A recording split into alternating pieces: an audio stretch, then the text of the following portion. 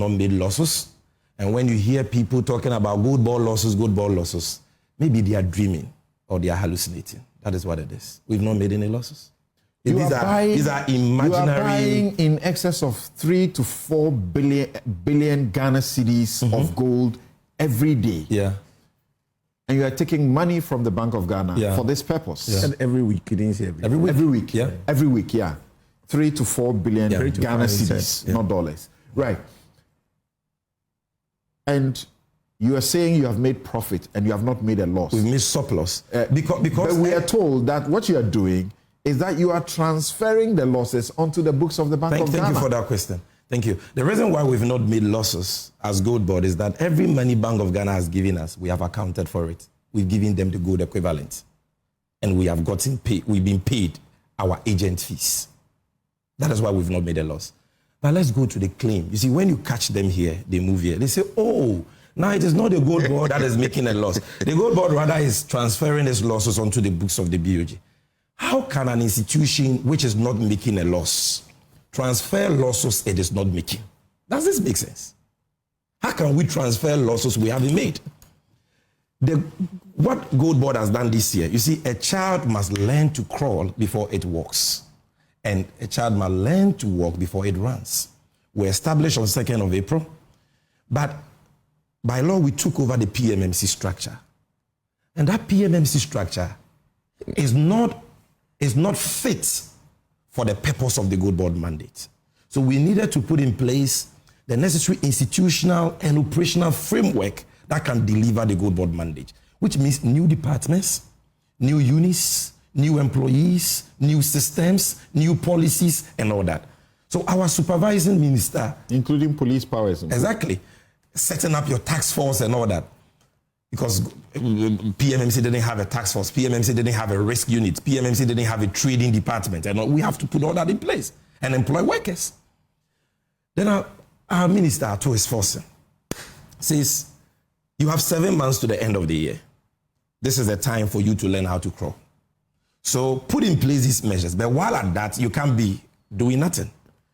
Continue PMMC's Gold for Reserve program with the Bank of Ghana because you inherited that agreement under the transitional provisions of the GoldBod Act as Section 76. So continue it. That is what we've been doing. So that program we have been running this year is a BOG program introduced by BOG in 2022. That program is funded by the Bank of Ghana. And that program has always sat in the books of the Bank of Ghana. In 2023, 2022, 2024, when the MPP was in power, G4R accounts did not sit in the books of PMMC or BOST. The accounts sat on the books of BOG, rightly so, because it's a BOG program funded by BOG. So where from this claim that it is GoldBod that has made an 8-month-old company now is responsible for the losses of BOG? You talk about Ato Forsen says what you have done in 1 year or less than 1 year, it would have taken someone else 5 years to achieve. Well, it's refreshing when you hear your minister say such kind words about you. He's not always as kind as that, you know. He's always very hard on people like me when he needs his numbers. So this was a very good New Year message for me, but that's fine. But the key point I'm making here is that the G4R program was introduced in 2022 by the BOG. It is funded by them. It is their program, and therefore it sits in their books. Now, that program is a non-profit monetary policy initiative. A non-profit monetary policy initiative introduced by the Bank of Ghana to help them achieve their primary mandate of price stability. That program, any loss under it, is not attributable to an 8-month-old GoldBod, neither is it attributable to mismanagement or incompetence by the BOG. Because when you say that GoldBod has not made a loss, they say, oh, Sammy Gyamfi is saying it wasn't me, but it is BOG. Dr. Siama is a hero. And I'm going to explain that to you. He and that wonderful team at BOG. Dr. Zach. They have not, through mismanagement or incompetence, caused any loss. Any reported loss under G4R, if any, is a product of policy design. That is how the policy was designed, to come to incur intentional and strategic expenses for superior economic benefits. So we are not saying we have not made a loss, but somebody has made a loss through mismanagement. No, that is the policy design.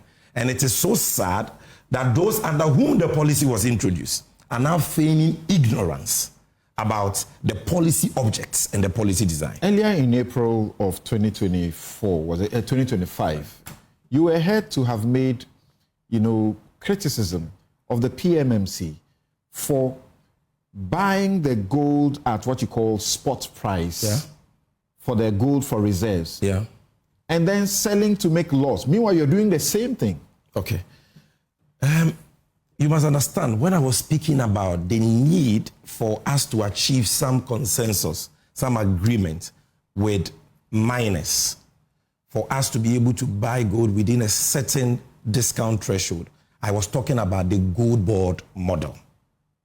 I was saying that for GoldBod to avoid losses, the GoldBod will have to engage these miners for them to agree to some minimal acceptable discount.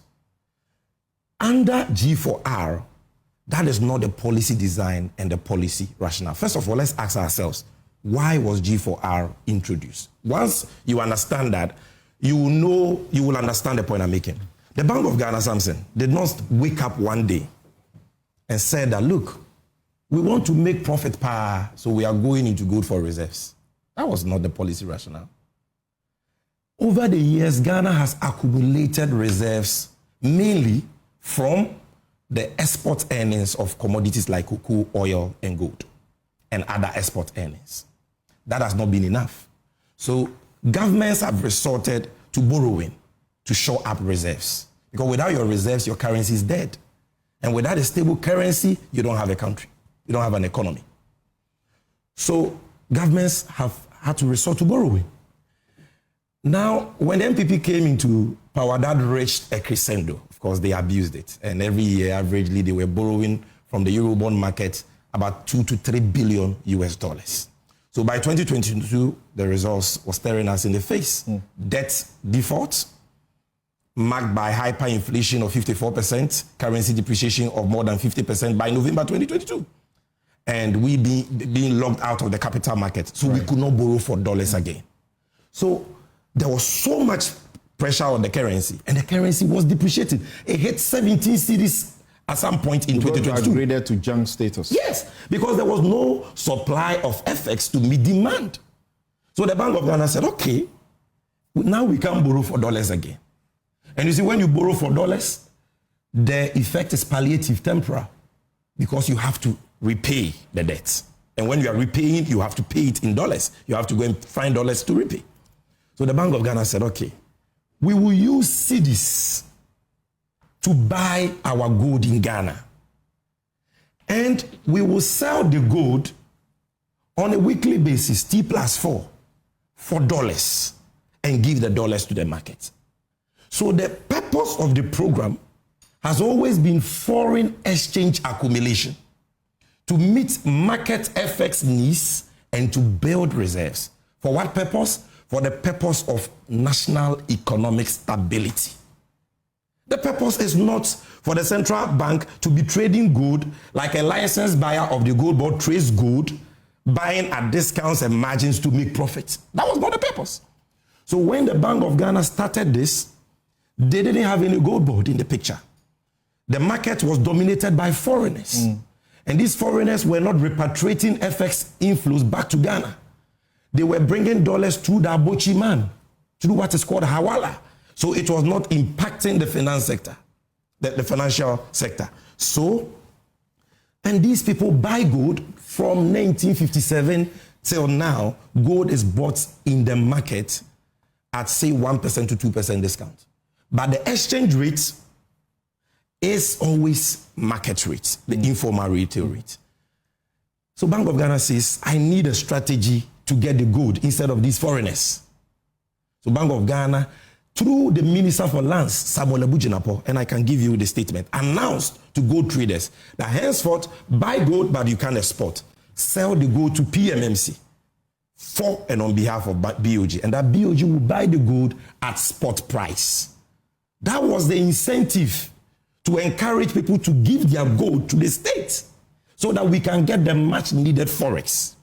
Now that obviously creates cost for the BOG, and the BOG knows that, and that is why I said the associated cost, what somebody will call loss, is an intentional and strategic expense for superior economic benefits. They know that this will be the cost of buying as spot, because we are buying as spot, offtake discount that BOG has to give to offtakers is cost. Fees it has to pay to its aggregators like GoldBod is cost.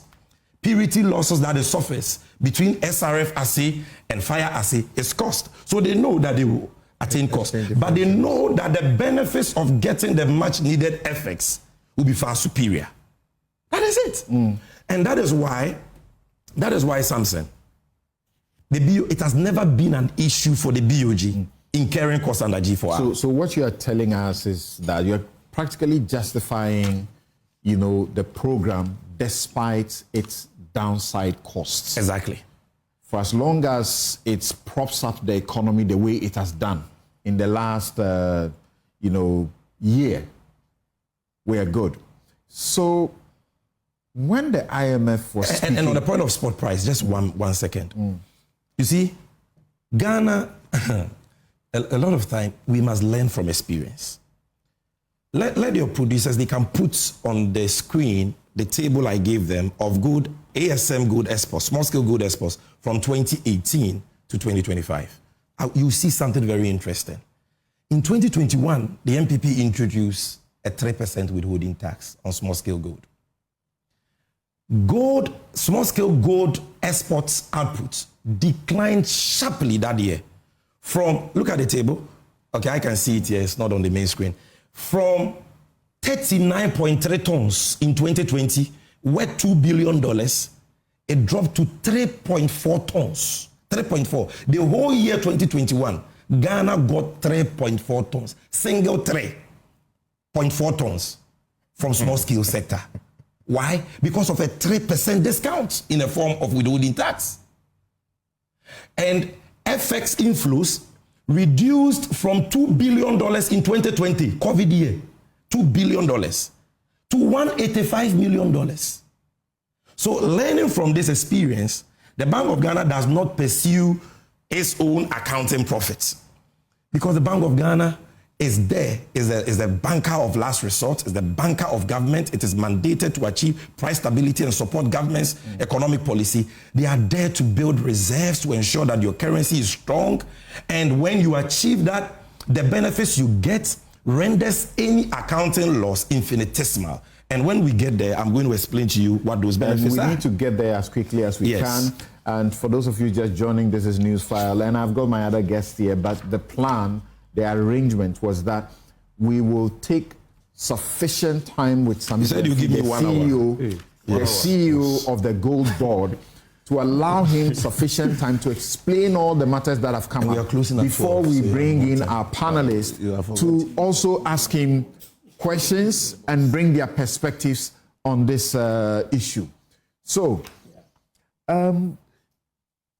is there any plan to eliminate or reduce this? First of all, let's talk about the benefits. Cost and losses. I want to talk about the benefits.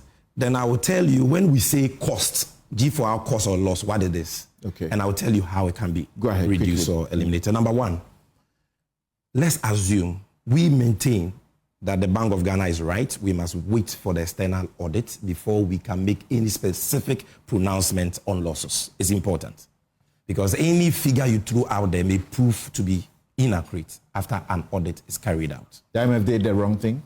Oh, I think that, well, because they did a fifth review and they have to give some form of report, you can't blame them. But I think that they should have qualified that figure and stated that it is tentative and subject to audit. I think that should have been, objectively speaking, no disrespect, but I think that should have been the approach. But the issue, what are the benefits? Assume, let's even grant them, we've incurred that, and let's even grant Kojo Oponkrom's $300 million, that is the cost. What has been the benefits? $10.8 billion foreign exchange inflows, $10.8 billion. Because of that, we have met our foreign reserve target for 2028 in 2025, 3 clear years ahead of time. When MPP was signing on to the IMF program, they said they will attain $11 to $12 billion reserves in 2028. We have done that in 1 year. Because of that, for the first time in about 3 decades, the Ghana cedi has annually appreciated against its trading currencies. 40% appreciation in your adult life. When do you recall something like that happen? I've been unsure if this is organic and this will stay. Very organic. 40%. We have brought the retail dollar rate from about 16 cedis to now below 12 cedis. Interbank from about 15, 14.7 to now 10.4. The Fitch prediction was that we would have gotten to 15.5. 15.5. They are all shocked. By the end of even the IMF is shocked. And because of that, our external debt has reduced by over 100 billion cedis, external debt. That is why debt to GDP has moved from 726 billion cedis, constituting 61% of GDP as of December 2024, to now 620 billion cedis, constituting 45% of GDP. Policy. It is not unique to the GoldBod, the Bank of Ghana, and the related gold matters we are discussing. There are so many issues in this country which are of a policy nature and where we still track costs and where we assume efficiency. I'll give a very practical example that everybody in Ghana can understand. Take GoldBod. In essence, there's not much difference between GoldBod and GoldBod. GoldBod is also not a limited liability company. It's also a statutory public institution. It was not set up primarily for profit. It was set up primarily to promote the development of the cocoa sector, the welfare of farmers, and various other matters, including obviously to promote foreign exchange. Which is why there was a time the syndicated loan, we used to track it and its impact on the exchange rate in this country, if you remember. And yet still, we track Cocoa Board losses. In fact, the chief executive of the Cocoa Board, serving the same government as my very good friend here, has been consistent about the challenges that these losses pose to the cocoa sector in this country. In fact, I've shown in my article, which I'm happy to circulate through your online portal, that Cocoa Board losses are lower than the losses we are talking about, significantly for the last 4 years. So if we are willing to track the efficiency of Cocoa Board's use of resources, we cannot in any way be restrained from tracking the efficiency that GoldBod is currently operating with. It's the same logic. Okay. Anybody who tells you otherwise doesn't know what he's talking about. It's absolutely the same logic. Cocoa Board is a policy institution. Its primary goal is to promote the cocoa sector, but we are very, very sensitive to losses there. Second example, fuel, which this man knows more about than most people on this panel. If we talk to you about the efficiency for your radio listeners, his reference to this man is Senyo Husi. When he was in that sector, we all know that fuel has immense implications for everything in this country, right? Fuel has a huge impact on inflation. Fuel has a huge impact on industrial activity. Fuel has a huge impact in a cascading manner across different economic activities. And when we subsidize fuel, it was because we knew it was important to people. Correct. And that is why for a lot of time we're not doing cost recovery. And yet still, when the cost mounted up to a certain point, this very man, Senyo Hussein, in the studio, was at the forefront of his industry trying to impose taxes on us to collect their money, because at the end of the day, somebody had to pay. So the fact that there's a policy which is beneficial to the country doesn't mean that if the policy is inefficient and is generating costs, and those costs are not sustainable, we shouldn't be concerned. We should be concerned, even though it's beneficial.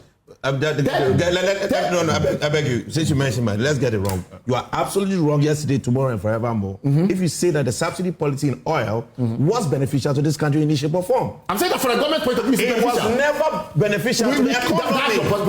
That's your perspective. It's not perspective. That's your perspective. This is not science. This is paper. If the government has you've not done that research. You haven't done that research. No. Speak about the cost, but don't talk about benefits. No. I respect you when you say cost. No, but don't talk about benefits. After that intervention, relax and let him go. I did my thesis on this particular matter. It was unproductive, and that is why we told government it will not work. Thank you. Now relax. So get that right. If the government has a policy position that subsidizing fuel is good for the people, it's not up to us to come and I'm saying what is the economic benefit of I disagree with you. Value it. Value it. You can't value it. There's no value for it. So you have your turn. You are wrong. You have your turn. It's okay to talk about cost, but